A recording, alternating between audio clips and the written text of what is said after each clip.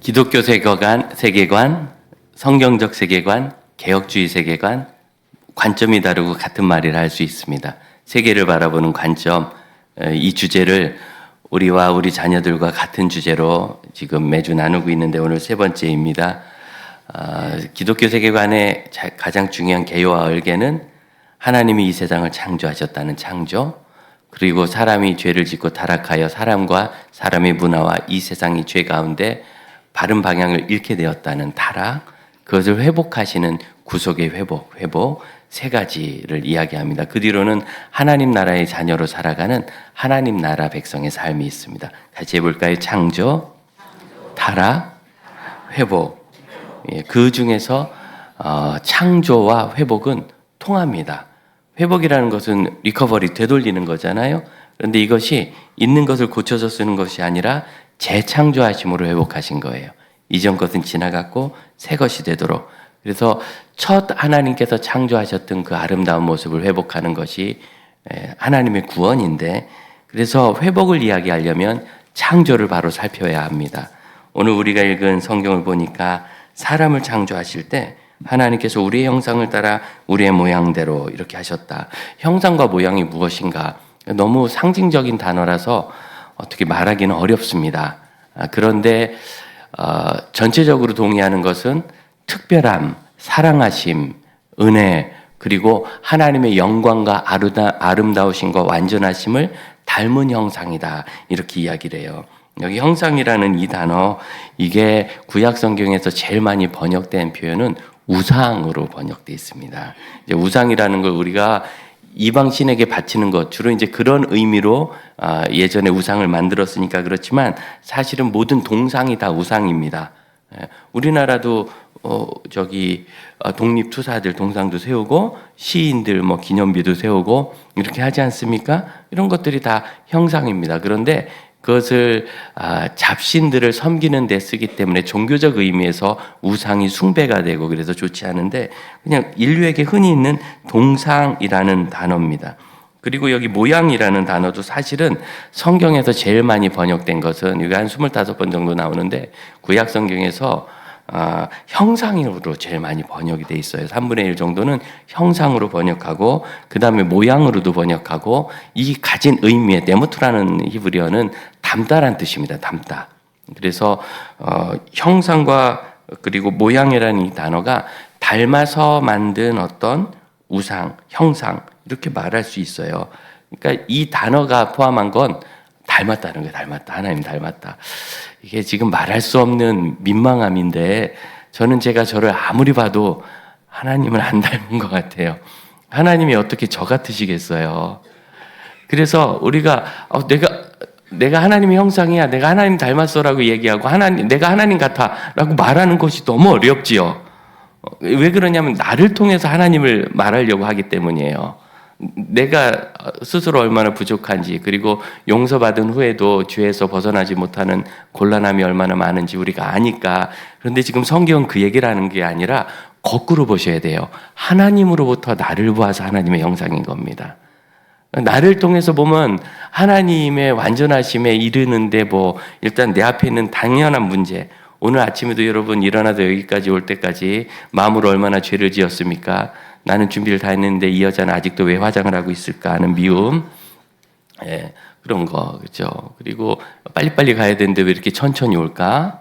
하지만 또 거꾸로 자기만 준비했다고 입구에서 구두 신고 빨리 나오라고 소리지는 이 남자는 무언가, 분명히 나를 위해 산다고 했더니 다 거짓말인가? 왜 이렇게 빨리 가나? 다리 찢어지겠네. 이렇게 생각하면서 우리가 얼마든지 부부가 교회 오면서도 크게 웃으면은 내 얘기 같아서 여러분 들키니까 입 가리고 웃으셔야 돼요. 이런 데서도 우리가 문제가 있잖아요. 그러니까 나를 통해서 시작하면 하나님의 형상이라는 주제에 이르지 못해요. 본문이 얘기하는 것은 하나님께서 말씀하시기를 우리를 닮게, 우리의 형상대로 그렇게 닮게 사람을 만들겠다 하시는, 그래서 이것은 하나님께서 우리에게 100점을 주시는 것과 같은 영광입니다. 100점을 여러분 너무 낯선 표정이세요. 받아본 적이 없군요. 그런데 100점을 그냥 나에게 주신다면 그게 얼마나 좋습니까? 우리 직장인 여러분 얼마나 많이 우리가 리포트를 냅니까? 기획안을 제작하고 이걸 가지고 갔을 때 우리 부장님이 완벽하다 100점이라는 걸 주면 좋겠죠. 요즘 우리 후배 목사님들은 묘한 문화가 있대요. 너무 기획을 잘하면 자꾸 시키니까 적당히 못해야 다시는 안 시킨다. 그래서 제가 속으로 그랬어요. 잘리지는 않고 내가 그랬어요. 그런데 정말 좋은 의미에서 나에게 100점이라고 주시면 어떻겠어요. 그런데 우리가 스스로 이거 작성할 때, 야, 이거 또 야단 맞는 거 아니냐. 이 지점은 내가 정말 모르겠다. 그리고 이거 답을 알면 내가 진짜 회사 차리지 이 회사에서 왜 이러고 있냐. 이거 답 모르는 거지. 이거 참 어려운 거지. 이런 마음이 우리에게 있으니까 기획안을 딱 만들고 나도 마음에 안 들어. 그럼 뭐라 그래요? 탁 덮으면서 내일에 나에게 부탁해 하고 퇴근해버리는 거예요. 내일 일은 난 몰라요. 그러고서. 그래서 그 다음날 갔는데 뭐 보나만 하면 깨질 거다. 이런 생각을 하니까 어렵지만 거꾸로 내가 가져가기만 하면 이분은 완벽하다고 어떻게 이런 아이디어가 있었느냐고 이렇게 칭찬을 한다 생각하면 어떻게 했어요? 생각도 안 나죠. 그런 분을 만나본 적이 없어서. 그래서 우리는 우리로부터 무엇인가 생각하기 때문에 하나님의 그 관점, 마음에 이르지 못하는 겁니다.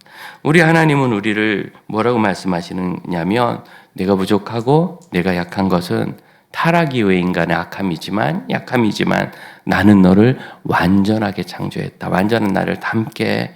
이것이 우리 하나님께서 우리에게 주신 겁니다. 너무나 놀랍고 감동이어서 차마 어떻게 말할 수가 없어요. 그런데 하나님의 형상이라는 것을 모든 면에서라고 이야기하기는 어렵잖아요. 그러면 어떤 면에서의 하나님의 형상일까 생각을 해보면 이것이 창조 기사, 창조의 이야기 속에 적혀 있지 않습니까? 창세기 1장에 있는 창조 안에서 발견을 해야 되는 거예요. 그래서 6일간의 창조 순서, 이 순서가 항상 목사도 헷갈려요. 목사도 아무리 외워도 차라리 개념 없는 제가 이스라엘, 북이스라엘, 남유다 왕은 아직도 다 외우고 있는데 이 창조 순서는 6개밖에 안 되는데 조금씩 특히 셋째 날, 넷째 날, 다섯째 날은 많이 헷갈려요. 그런데 어느 창조과학자가 어느 날 제 고민을 딱 풀어줬어요. 3단어만 외우래. 빈, 물, 땅. 해볼까요? 빈, 물, 땅. 이거 비싼 강의입니다. 빈물 땅. 그래서 첫째 날은 빛을 만들고 둘째 날은 물을 궁창 하늘 위의 물과 하늘 아래 물로 나누었다. 놀랍지 않습니까, 여러분? 옛날 사람이 저 하늘에 물이 있는 거 우리야 수증기가 있다는 거 상식으로 알지만 어떻게 알았을까요? 비가 내리는 걸 보고 얘기했다고 말할 수 있을까요? 그래서 궁창 위의 물과 궁창 아래 물로 이렇게 성경이 성령의 감동 안에서 기록한 거예요. 그리고 세 번째, 물을 한쪽으로 모아서 땅을 드러나게 하셨어요. 그래서 땅이 나왔죠. 해볼까요? 빈물 땅. 쉽죠? 첫째 날, 둘째 날, 셋째 날. 그리고 이제 빛에 해당되는 거, 빛을 내는 천체들, 해와 달과 별을 넷째 날 만드셨어요. 다섯째 날은 물에 해당되는 거, 궁창에 있는 새와 물에 있는 물고기를 만드셨어요. 여섯째 날은 땅에 있는 식물과 동물과 사람을 만드셨어요. 쉽죠? 그래서 한 번에 해당됐어요. 그때 이제 빛, 땅, 물 이래가지고 또 헷갈린다. 예. 그러니까 이제 할 때 잘 따라야 돼. 다시 해볼까요? 빛, 물, 땅. 그러면 첫째 날은 빛, 자, 손가락 피고 하세요. 자, 첫째 날은 빛에 해당되는 천체. 둘째 날은 물에 해당되는 물고기. 그리고 하늘의 새. 하늘 위의 물과 아래 물이니까 셋째 날 땅에 있는 식물, 동물, 사람. 쉽죠? 그래서 그분은 암송법으로 이걸 가르치셨는데 저는 듣다 깜짝 놀랐어요. 빛을 만드셔서 해 되게 해주신 거예요. 그럼 태양이 왜 태양입니까? 끝없는 해경암으로 빛을 발하기 때문에 태양이죠. 물을 만드셔서 물고기가 살 수 있게 하셨어요. 생각해봐요. 하나님이 조금 성격이 급하셨어요. 한민족이야. 빨리 하느라고 그냥 빛 만들면서 그날 물고기까지 만드셨어. 그럼 얘는 어디로 갈까요? 갈 곳이 없죠. 물을 만드셨기 때문에 거기 물고기가 있는 거예요. 땅을 만드시고 식물을 두셨으니까 땅이 거기 있는 거예요. 땅을 안 만드시고 식물을 만드셨으면 전부 미역이 될 뻔했어요. 해초로 물속에 들어가서. 그래서 이 창조의 순서는 하나님께서 무엇이든지 거기 존재를 두실 때 그 존재가 있을 수 있는 배경과 환경을 만드셨다는 뜻입니다. 우리를 이 세상에 두실 때 땅을 두셨다는 이야기는 땅만 두셨다는 것이 아니라 살 수 있는 것을 다 만드셨어요. 우리의 송근호 집사가 셋째 아들을 얻었다는 거죠. 엊그제. 그래서 일설에 의하면 열심히 기도해서 셋째를 얻었다는 말도 있고 기대하지 않았는데 느닷없이 와서 당황했다는 일설도 있어요. 이론은 잘 모르겠어요. 하지만 이 시대의 아들, 아기들을 둘 낳기도 어려운데 어떻게 셋 낳냐, 넷 낳냐 얘기할 때 왜 어렵죠? 임신과 출산 과정의 어려움을 얘기하는 건 아닌 것 같아요. 왜 어렵죠? 이 아이 키우려면 돈이 들어서 이게 다 뭐예요? 하나님이 그 아이를 보낼 때 그 아이가 먹을 거, 입을 거, 살 거, 결혼할 거, 자녀 낳을 거 안 주실까 봐? 어느덧 우리의 세계관이 하나님의 창조 정신이 아니라 세속적인 두려움으로 바뀌지 않았습니까? 아이를 키우느라고 내 경력의 단전이 심해질까 봐? 하나님께서 우리 가정에 아이를 양육한 뒤에도 하나님의 부르심을 따라 그 다음의 인생을 얼마든지 살게 하실 것을 믿어야 되지 않겠습니까? 하나님은 배경을 주시고 거기에 주체를 세우시는 분이세요. 환경과 조건을 만드시고 거기 두신 분이에요. 저는 사실 이 사실을 발견할 때 아이들을 바라보는 관점이 바뀌었어요. 저 녀석 저거 공부 치지리도 안 해. 그런데 뭐 또 특히 하고 싶은 것도 없어 쟤는. 아니 그리고 쟤는 지가 뭘 해야 될지 꿈도 없어. 아니 공부를라도 열심히 하든지 그게 아니면 뭐 하고 싶은 게 있든지 잘하는 게 있든지 아니면 뭘 하겠다는 꿈이라도 있든지 이것도 다 없어서 이거 어떻게 사나? 라는 마음이 저에게도 있었어요. 아이들을 볼 때. 그런데 이 상황을 보니까 아니 하나님이 모든 것을 위해서 필요한 것을 조성하시고 거기 두시는 분이시니까 우리 자녀들 하나님이 창조하셨다는 것은 그 아이가 살 것을 하나님 다 조성해 두셨다는 뜻 아니겠습니까? 우리에게 있는 유일한 숙제는 이거예요. 하나님이 두신 것을 찾아가는 모험적이고 도전적인 삶을 사는 것. 정말 놀라운 거는 지금부터 한 20여 년 전에 발표인데 유럽에 있는 천체 연구하는 연구소가 세계에서 제일 좋은 연구소가 유럽에 있습니다. 미국이 아니고. 역사가 오래됐고 큰 기구들이 좀 있어요. 태양계는 애초에 태양계가 조성될 때 태양보다 빛이 먼저 있었다는 발표를 했어요. 그걸 도대체 어떻게 찾았는지 모르겠어요. 제가 그 발표를 듣고 깜짝 놀랐어요. 왜냐하면 제가 신학교 때 신학생의 특징 아시죠? 교만해. 교만해요. 고대 시대에 빛이란 건 태양빛이 전부인데 빛이 있으려면 태양이 있어야 빛이 있는 거죠. 어떻게 빛부터 있고 핵융합이 일어나나? 태양이 있나? 이건 뭔가 좀 기술상 문제가 있네. 전 이렇게 생각했어요. 그런데 이 태양계는 빛이 먼저 있고 태양이 조성됐다는 거예요. 충격을 받고 여러분 이 창세기를 기록하던 4,500년 전에 지금도 그 정보를 아직 잘 모르는데 어떻게 그것을 알고 빛을 먼저 기록했을까요? 하나님의 이 창조의 질서는 완전하며 그리고 그에게 필요한 모든 것을 심지어 저 태양일지라도 빛을 먼저 만드셔서 빛이란 존재를 두시고 태양이 태양답게 해주신 하나님, 우리 사람도 그렇다는 걸 믿으시기 바랍니다. 에덴의 동산을 창조하시고 남자와 여자를 거기 두시는 거예요. 덮어놓고 살아봐라 그러지 않고 여러분 우리 자녀들의 살 일을 주님이 다 두신 것을 믿으시길 바랍니다. 그러니 우리 부모들이 조심해야 될 건 뭐냐면 가로막는 걸 조심해야 돼요. 이걸 금지 언어라고 하는데 어느덧 우리도 모르게 아니야 넌 그거 못해, 너는 몸이 약해서 못해, 너는 건강이 안 좋아서 안 돼, 너는 거기에 은사가 없어, 넌 거기에 재주가 없어, 야 그런 거 하면 먹고 살기 어려워, 수많은 말로 아이들에게 가능성을 가로막지 않습니까? 상상할 수 없는 가능성, 무한한 가능성이 우리 아이에게 있어요. 우리 인체 한 사람이 DNA가 있죠. 데이터를 쭉 모으면 한 3GB밖에 안 되지만 그러나 인체 안에 있는 이 DNA 요소들은 사실은 그것과 비교할 수 없는 700TB. 이게 고해상도 영화 7만 편을 작성, 70만 편을 저장합니다. 자중한 상상이 할 때는 어마어마하죠. 더 놀란 거 우리의 뇌는 그의 한 3배의 정보 저장 능력이 있대요. 그러니까 우리가 나이가 들면 기억력이 약해지고 뭐 치매가 하고 이걸 상식처럼 알고 있지만 또한 또 하나의 상식은 뭐냐면 나이가 들어서 기억력이 약해지거나 심지어 그런 기억의 손실이 진행되는 중에도 우리의 뇌는 우리 사람은 더 성장할 수 있대요. 이게 의학적인 발견이에요. 너무 놀랍지 않습니까? 왜? 우리가 쓰는 양이 너무 적어서 꽤 많이 잃어버려도 쓸 게 아직 많이 남아있는 거예요. 넉넉하게 두신 거죠. 이 모든 것은 가능성입니다. 특히 성경은 28절을 보면 뭐라고 얘기하느냐면 하반절에 땅에 번성하고 충만하고 땅을 정복하라. 여러분, 정복하다는 이 단어는 아주 공격적인 표현입니다. 전쟁을 통해서 빼앗는다는 단어예요. 그런데 이 단어를 창세기만 쓴 줄 알았더니 예수님도 쓰셨어요. 어떻게? 천국은 침노하는 자, 침략자의 것이다. 이게 강탈한다는 뜻이거든요. 강도가 들어가서 강탈하는 단어예요. 참 공격적인 단어입니다.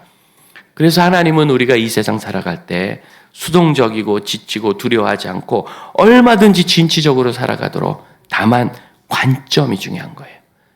이 성경적 세계관에서는 내가 열심히 살면 돼. 이게 인본적인 세계관이에요. 내가 열심히 살면 돼. 그게 아니라 하나님이 나에게 주신 길을 잘 찾아야 돼.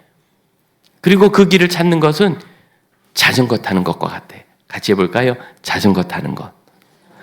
이제 올 상반기 동안 우리 교회가 이 기독교 세계관에 있어서 제일 많이 이야기해야 될 단어는 저는 이거라고 생각합니다. 왜냐하면 하나님이 우리에게 창조의 아름다운 이 창조적인 것을 회복하셨기 때문에 우리는 더 많은 것을 할 수 있는데, 문제는 하지 않고 머뭇거리는 게 문제거든요. 왜?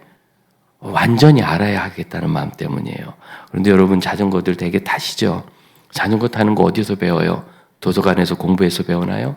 학원에서 배우나요? 이론으로 배우나요? 자전거 잘 타는 친구가 왼쪽으로 넘어지면 그쪽으로 틀고 오른쪽으로 넘어지면 그쪽으로 틀어. 그렇게 들었더니 꼬꾸라지 돼. 제가 해보니까 그게 말이 그렇지 됩니까? 사실은 어떻게 배워요? 그냥 이게 자연 원리에 의해서 원심력으로 가는 거니까 타고 가다 보면 타죠. 그렇잖아요.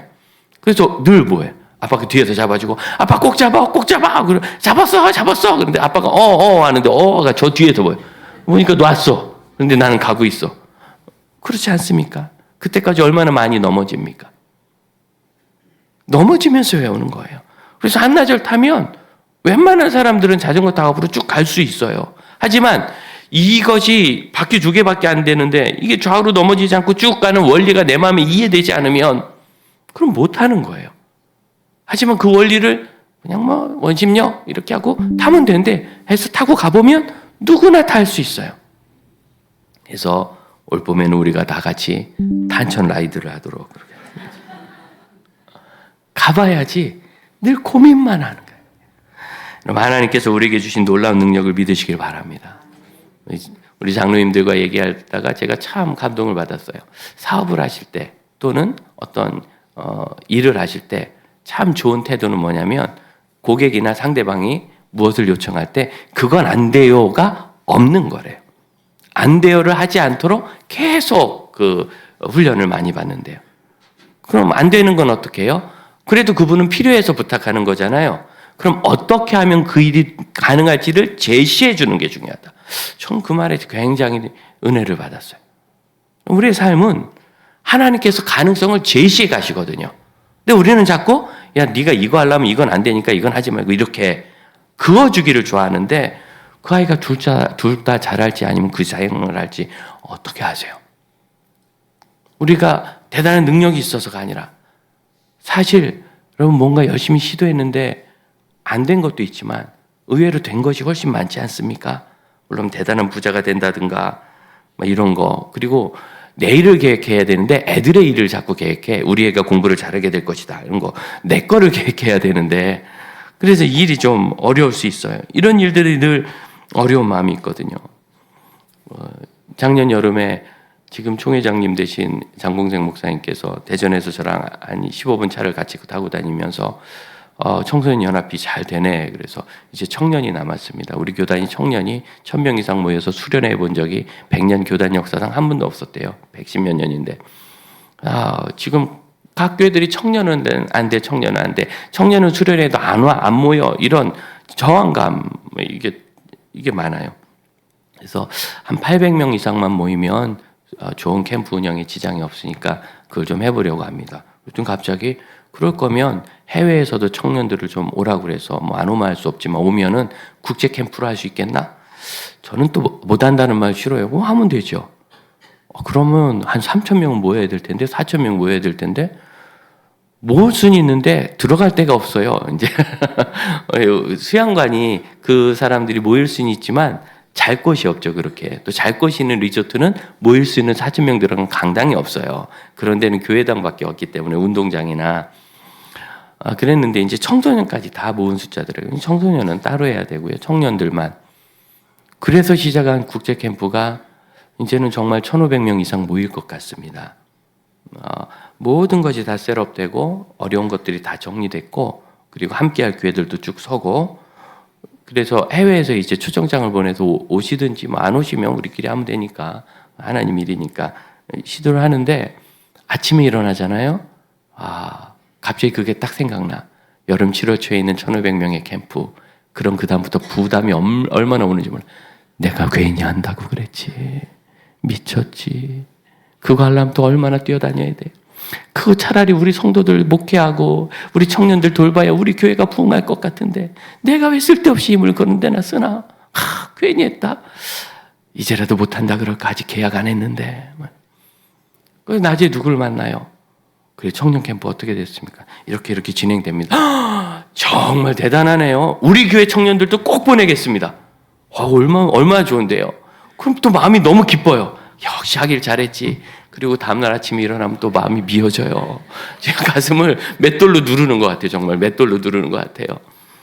그런데 어디에서 누구를 만나도 이 일에 동역하는 사람들이 생기고 응원을 하시고 다 기대를 해요. 여러분 이 캠프의 종착지는 어디냐면 거기에서 1,500명 모였대요. 이게 아니라 정말 우리 교회 청년 한 명도 없어요. 우린 몇 명 있는데 청년부가 되도 안 해요.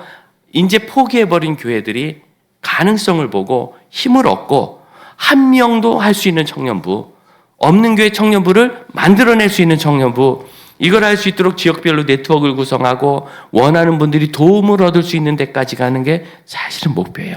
동반성장이라고 하는 이 시대 제일 중요한 경영 키워드입니다. 운영 키워드. 그러니까 일은 참 가치 있는 일인데 저는 사람이잖아요. 목사가 욕심이 있어가지고 그 에너지를 우리 교회만 쏟으면 어떻게 될까?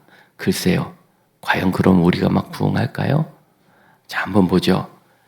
이 자리에 계신 95%의 성도님들은 여러분 다 귀하지만 특히 하나님이 우리 교회에 그냥 꼽아주신 분들이에요. 여러분 중에서 누가 오늘 우리 기도하신 최 장로님, 제가 어디 최 장로님 가서 전도해 온 겁니까? 누가 가서 뭐 우리 교회로 모셔온 건가요? 그냥 오신 거예요. 알아서. 거기 있는 성가대 다 그냥 온 거예요. 알아서. 이 중에서 누가 전도해서 내려온 분은 어머나 한 명도 없네. 다 알아서 오셨어요. 우리 성도님들. 제가 교회 처음 목회하기 시작할 때 홍정길 목사님 오셔서 이렇게 보시고 야, 홍 목사 너 어디 가서 쓸데없는 짓 하면서 전도지라고 말이야 광고지 돌리면서 이리 와달라고 애걸 복거라고 목회하지 말아라. 동네 밥집도 소문나면 맛집이라고 차 타고 다 알아서 온다. 제가 전도교회나 하고 열심히 다니니까 그럴까 봐 걱정되셨던 것 같아요. 그런데 사실 마침 그때 제 마음도 그런 고민이었거든요. 송파구에만 아니 이 문정장지에만 교회가 얼마나 많습니까? 서로 우리 교회 와달라고 이게 무슨 그래서 지역 상권들이 망한 거 아니에요. 빚기 있어가지고 자기 업소를 끌어내서 사람들이 부담 간다고 안 가서 이게 무슨 일입니까? 정말 교회가 살아있고 목회 본질이 살아있으면 그 교회 안에서 목회가 일어날 것이고 그 교회가 주님께 헌신할 준비가 돼 있으면 하나님께서 여러분처럼 좋은 동역자를 보내주시는 거 아닙니까? 아닌가요? 맞지요? 우리 교회는 15년, 16년 목회하면서 청년부가 제일 먼저 부흥한 교회예요. 오랜만에 말씀 다시 드립니다만 2명 청년부 모이던 2청년 지금 다 우리 교회 안수 집사 돼서 애를 셋이나 낳고 그 아내하고 같이 교회 잘 다니잖아요. 심지어 그 아내들도 밖에서 왔어. 예, 우리 교회는 너무나 좋아서 50쌍이 결혼하면 49쌍이 우리 교회로 와요. 난 정말 정인실 자매는 집사님은 그 교회 갈 줄 알았어요. 그 교회가 너무 탄탄하고 좋고 전통이 좋더라고요. 근데 왜 우리 교회에 남았어요? 내가 좋아서. 하나님이 보내신 거죠. 그래서 가시면 저 오르가는 어떡하나 제가 걱정을 했는데 전혀 그러지 않고 두 분이 너무 좋은 우리 집사님 부부가 남으셔서 한수 집사님 되시고 아이를 둘이나 낳아서 주일학교 붕에 일조를 하시고 살고 있지 않습니까? 다 하나님 보내주신 거예요. 왜 보내셨을까요? 그럼 건강한 사람은 내가 왜 건강한가를 생각해야 됩니다. 운동하니까 건강했지. 제가 운동하고 병 걸린 사람 소개시켜 드릴게요. 왜 나는 부자인지를 생각하셔야 돼요. 내가 돈을 잘 벌어 열심히 일하고 사기당한 사람 소개시켜 드릴게요. 하나님께서 울타리를 지켜 보호하시지 않으면 내 건강도 우리 가정도 우리 경제도 없는 겁니다. 맞죠? 성경이 뭐라 그래요? 빨리 달린다고 1등으로 도착하지 않더라. 엎어지면 끝나는 거 아닙니까? 하나님이 이끌어 주시고 힘을 주시는데 뭐 하라고? 에덴 동산에서 아담과 하와 둘이 더 잘 살기를 원하셨다면 하나님이 이러셨을 거예요. 세상은 위험하다. 저기 동굴 한쪽 줄 테니까 거기서 잘 숨어서 건강해야 되니까 열심히 운동해서 체력 관리해서 1000살까지 건강히 살다가 천국 오너라. 하나님 그러셨나요? 정복하라. 다스리라. 충만하라. 우리 하나님은 우리가 할 모든 활동 범위를 다 정해두시고 마련해두시고 거기 나를 보내신 걸 믿으시기 바랍니다. 이것이 하나님의 창조라는 것. 하나님의 형상. 이 하나님의 마음을 우리가 품어야 합니다. 그런데 하나님께서 너무나 놀랍게 뭐라고 하세요? 우리의 형상을 따라. 6일간의 창조 중에 하나님께서 창조를 복수로 말씀하신 건 여기밖에 없어요. 하나님이 창조하셨다. 1절을 봐도 그렇게 나와 있는데 우리의 형상을 따라. 그래서 우리의 형상을 따라 사람을 만들자 하신 대로 사람을 만드셨는데 27절 보면 이번엔 단수로 얘기해요. 자기 형상을 따랐다고. 그러니까 6절대로 하려면 자기 형상이 아니라 자기들의 형상 이렇게 복수를 해줘야 돼요. 그래야 두 개가 맞는 거예요. 이게 뭔 뜻인지 모르는 분은 몰라도 상관없어요. 그냥 그래요. 네, 복잡한 설명이지만 그래서 이 의미를 삼위일체로 보는데 창세기 1장 1절을 보시겠어요?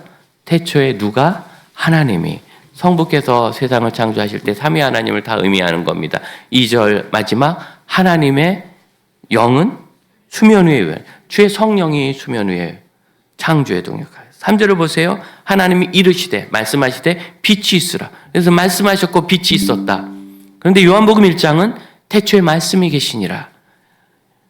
말씀이 육신이 되어 우리에게 오심에 우리가 그 영광을 보니 아버지의 독생자의 영광이더라.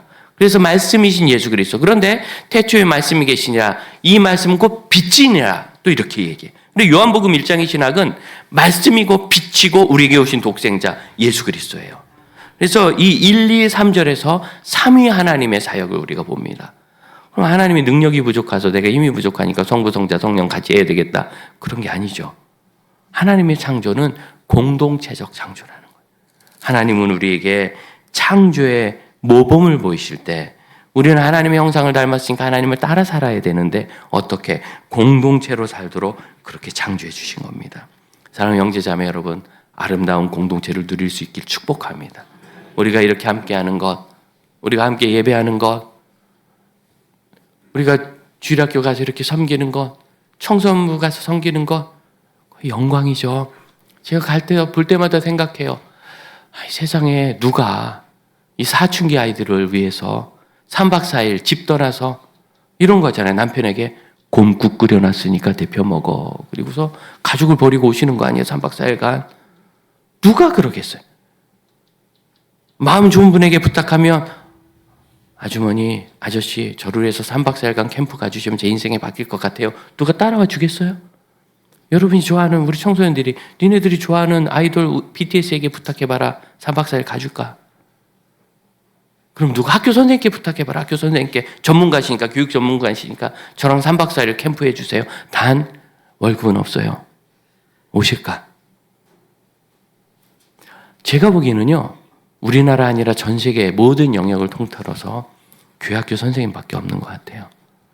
이걸 한두 번도 아니고 매해 아이들을 위해서 심지어 내가 돈을 내면서 거기 와서 봉사해 주시는 분들, 이게 뭐죠? 공동체적 창조예요. 그 속에서 우리 청소년들이 예수님을 못 만나는 게 기적이죠. 지난 주간에 아주 오랜만에, 정말 수십 년 만에, 제가 고등학생일 때 철없는 저를 데리고 산기도 다니시고 그러시던 30대 넘어서 예수님 만나서 막 뜨거우셨던 전도사님, 목사님이 이제 은퇴하셨는데 제가 어디 계시다는 소식을 듣고 찾아가 뵀어요. 그 근처를 신방하러 갔다가 목사님 못 뵙고 사모님 뵀는데 어쩜 옛날 그대로시더라고요. 심지어 염색도 잘해서 진날 옛날 같아. 얼굴 관리도 잘하셔서 진날 진짜 옛날 같아요.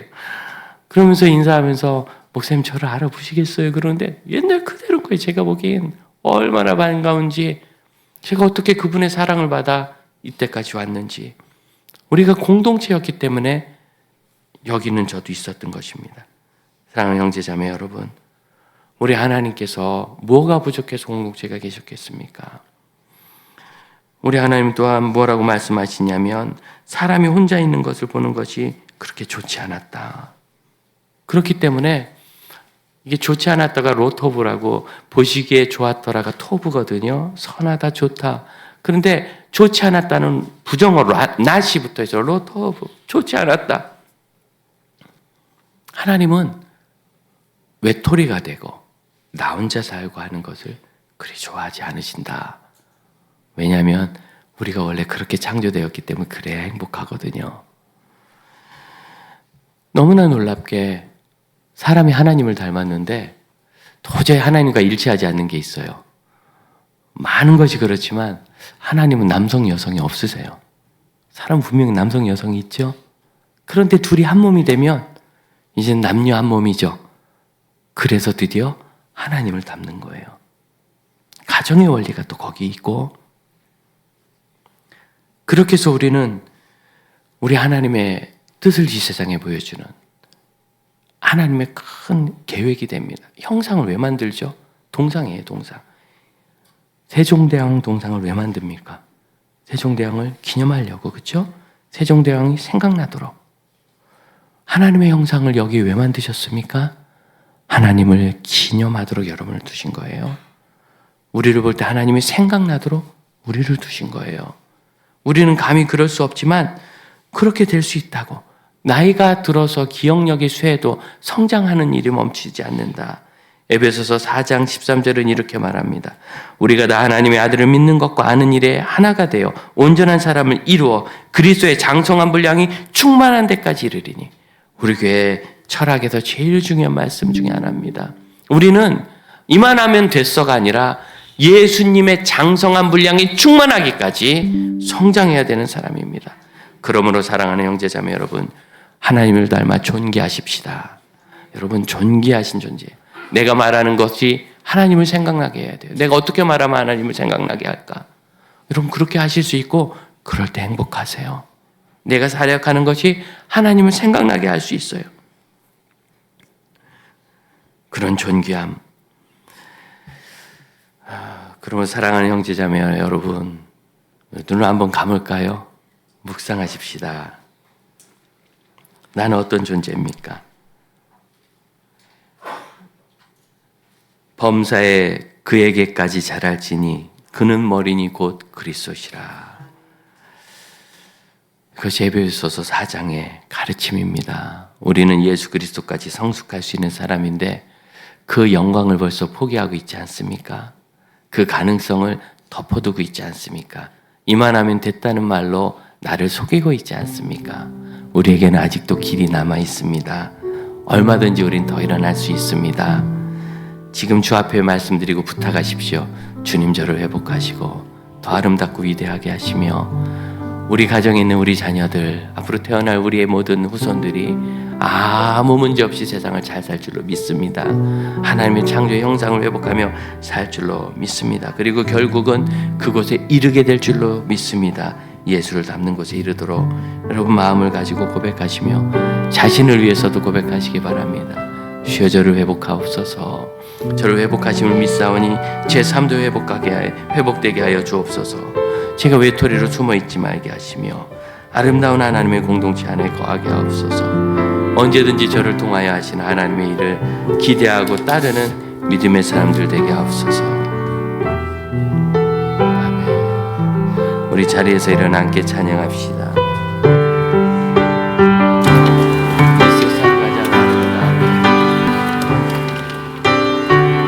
이 세상 가장 아름다운 순종의 눈물 온 세상 다시 빛나게 한 생명의 눈물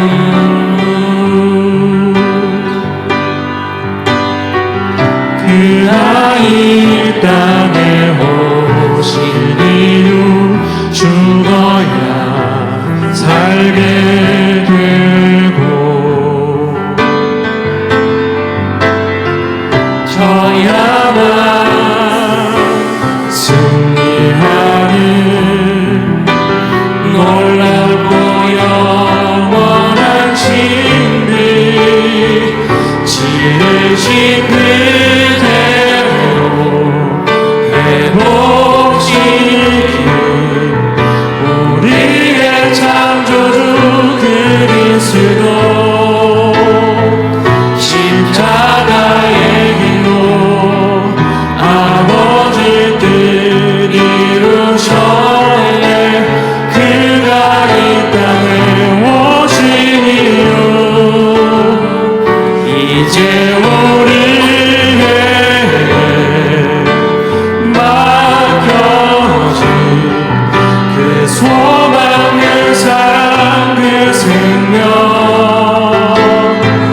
아름답고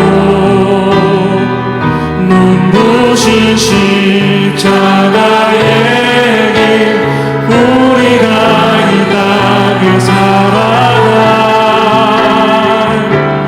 이유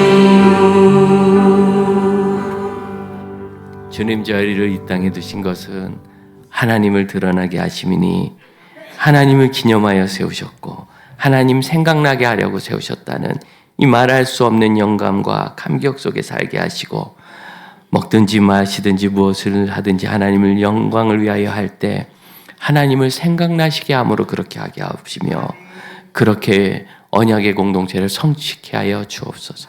지금은 우리 주 예수 그리스도의 은혜와 하나님의 크신 사랑과 성령의 역사하심이 우리 하나님이 이루신 창조의 원리대로 그렇게 하나님의 형상과 모양으로 살아갈 믿음의 형제자매들과 가정과 우리 공동체와 우리 모든 섬김 위에 이제부터 영원토록 함께 하실지어다. 아멘.